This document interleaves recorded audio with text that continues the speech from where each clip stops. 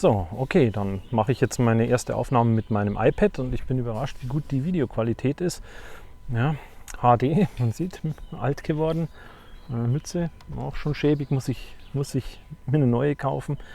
Ja, und ja, es ist echt übel. Ja, man sieht das Alter. Man fühlt es echt so, mit 10 Jahren war ich in Star Wars, man fühlt es, als wäre es erst gestern gewesen, dabei sind es schon 45 Jahre her. Also 45 Jahre sind vergangen und ja, die Zeit hat Spuren hinterlassen. Das soll auch gleich mein Thema sein, wie die Zeit vergeht und was die Zeit so alles mit sich bringt. Was bringt sie mit sich? Künstliche Intelligenz. Vor ein paar Jahrzehnten war das noch pure Science Fiction, Skynet, Terminator. Tja, da ist man reingegangen, hat sich amüsiert drüber. Ich bin jetzt nicht der Meinung, dass jetzt hier gleich die Kampfmaschinen durch die Gegend rennen und jeden umbringen, der ihnen in die Quere kommt.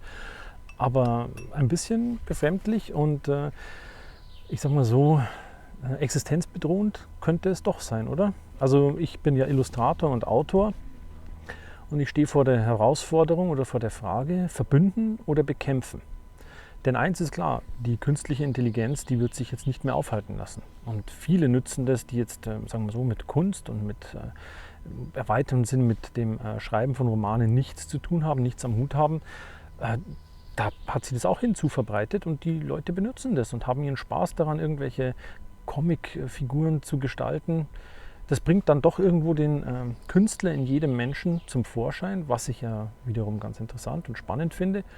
Aber ich dachte doch, dass ich als Künstler ein bisschen einzigartig bin und mit meiner Einzigartigkeit ja auch meine Brötchen verdienen könnte. Aber wenn natürlich jeder Künstler ist, wird es zunehmend schwieriger. Wenn jeder seine eigenen Geschichten erzählen kann, dann ist der Künstler, der einzigartige Geschichten erzählt, nicht mehr einzigartig, sondern er ist ja, Mr. Jedermann, Mr. Everybody, Mr. was weiß ich, Mr. Alltag, wie man es immer nennen mag. Man wird zur grauen Maus. Ja. Ist es jetzt wirklich so schlimm? Also ich versuche jetzt mal einfach darüber zu philosophieren,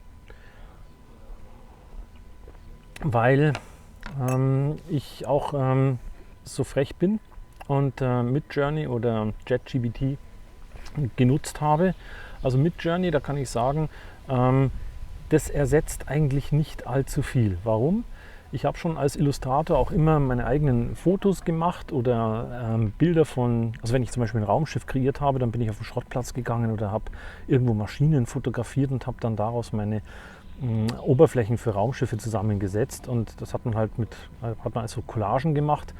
Jetzt kann man mit Midjourney sagen, kreiere mir eine Raumschiffwand im Sonnenlicht oder kreiere mir eine Raumschiffwand und Maschinen im Star Wars-Style oder im Alien-Stil oder Star Trek, was immer man möchte, und dann kriegt man das geliefert und man kriegt aber nie ein fertiges Bild. Also wenn ich jetzt ein Buchcover machen möchte und sage, mach mir dies und das, baue mir das zusammen, in der Regel ist es so, funktioniert nicht. Schaut nicht nach dem aus, was man möchte.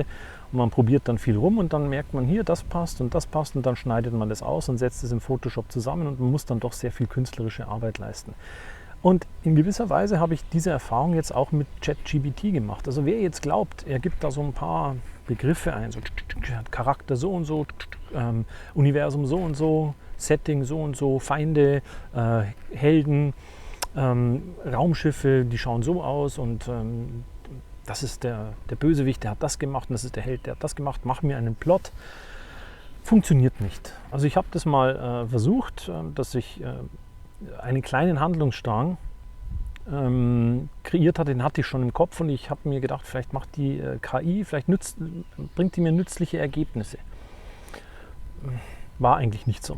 Das, was sie mir an Ergebnissen geliefert hatte, hatte ich sowieso schon im Kopf und da war nichts Neues dabei und ich muss sagen, wenn ich mich mit Fans und Freunden unterhalte über meine Bücher und meine Geschichten, dann kommt mehr dabei raus. Also denen erzähle ich ja dann auch, die sind dann so ein bisschen eingeweiht in die Hintergründe meiner Geschichte und wissen, das passiert so oder das muss so und so passieren. Die haben auch keine Angst vor Spoilern, weil sie jetzt keine direkten Fans oder Leser sind. Aber im Dialog mit denen kommt dann irgendwas raus, wo ich sage, das benutze ich tatsächlich, das mache ich so oder das ändere ich ab. Oder das ist ein guter Impuls, in die Richtung soll es gehen. Das habe ich jetzt bei ChatGPT so nicht erfahren. Also da habe ich was eingegeben und ich war eigentlich relativ enttäuscht.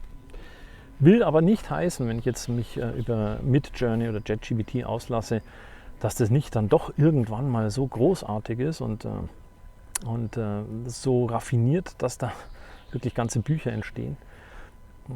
Kann sein. Die Technik schreitet voran und ja, man muss sich damit auseinandersetzen. Also diese Ignoranzhaltung, wie ich es auch von einigen Autorenkollegen oder Illustratorenkollegen höre, ja, das darf man nicht unterstützen, das könnt ihr nichts machen. Das ist auf dem Weg, das ist eine Tsunami, die ist unterwegs und das Einzige, was man tun kann, ist entweder davonlaufen und dann bist du immer am Laufen, weil die Tsunami wird immer hinter dir her sein. Oder du reitest die Welle aus und da bin ich eher dafür, dass ich sage, ich mache mir das nutzbar. Irgendwie wird der Mensch es wieder schaffen, sich die Technik so nutzbar zu machen und sich dann doch irgendwo in einem Bereich, wo es entscheidend ist, unentbehrlich zu machen. Das wird dem Menschen gelingen. Und da liegt dann, das ist dann die Krux an der Sache. Da schauen dann die Leute drauf. Hat das der Mensch gemacht und konnte er da oder dort was machen und was in die richtige Richtung lenken? Ich kann, wie gesagt, nichts Genaues sagen. Ich weiß nur, dass es so sein wird. Ja, und kontroverses Thema. Deswegen jetzt meine Frage an euch. Wie steht ihr dazu? Findet ihr das gut? Ist künstliche Intelligenz nützlich? Ist es unnütz? Ist es böse? Ist es der Teufel? Ja, eure Meinung dazu. Lasst es mich hören. Euer AJ.